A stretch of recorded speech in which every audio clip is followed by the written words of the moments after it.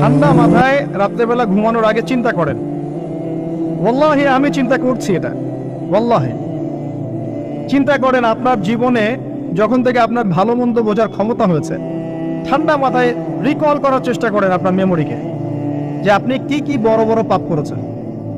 পারা যাবে? একটা খাতা নেন সামনে, নিয়ে লিখেন যে আমি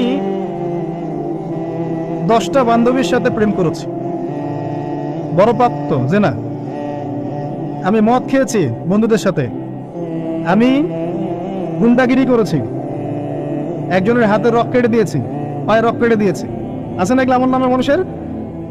আমি রিলিফের মাল মেরে খেয়েছি, আমি বোনের সম্পত্তির অধিকার দেইনি, পিতা মাতাকে আমি বৃদ্ধাশ্রমে পাঠিয়েছি, আমি এটা করেছি ওটা করেছি, হিসাব করা যাবে না?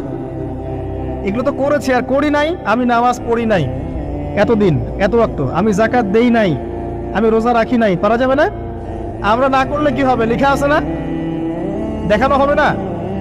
সে ব্যক্তি বুদ্ধিমান যে নিজের হিসাব নিজে নিয়ে নিল দুনিয়ায়।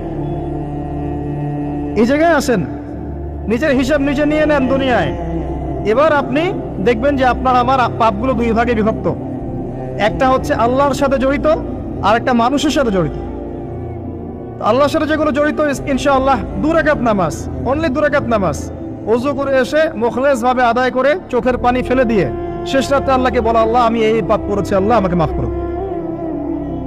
আল্লাহ রাব্বুল আলামিনের জন্য এটা মুহূর্তের ব্যাপার, আপনার সমস্ত পাপকে আল্লাহ পাক নেকি দিয়ে পরিবর্তন করে দিবেন ইনশাআল্লাহ।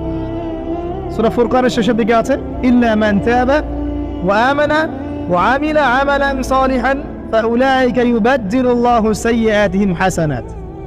যারা তওবা করবে, ঈমান নিয়ে আসবে এবং আমলে সালেহ করবে, আমি আল্লাহ তাদের সমস্ত গুনাহগুলোকে নেকি দিয়ে পরিবর্তন করে দিব ইনশাআল্লাহ।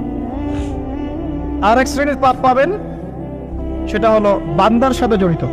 এটা আল্লাহর কাছে মাফ চেয়ে লাভ নাই। আমাকে এসে বলতে হবে, ভাই আপনাকে গালি দিয়েছি, মাফ করে দেন। আমার আপনার কাছে গিয়ে বলতে হবে, ভাই আপনার গীবত করেছি, আমাকে মাফ করে দেন।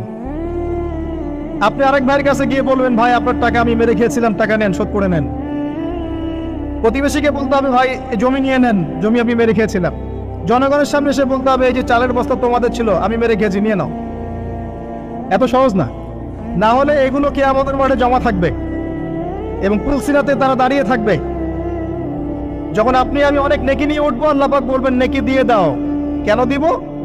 কারণ অমুককে গালি দিয়েছো, অমুকের টাকা নিয়েছো, ফেরত দাওনি, অমুকের কাছ থেকে অমুককে অপবাদ দিয়েছো, অমুকের সম্পত্তি মেরে খেয়েছো, অমুকের জমি মেরে খেয়েছো, ইত্যাদি ইত্যাদি।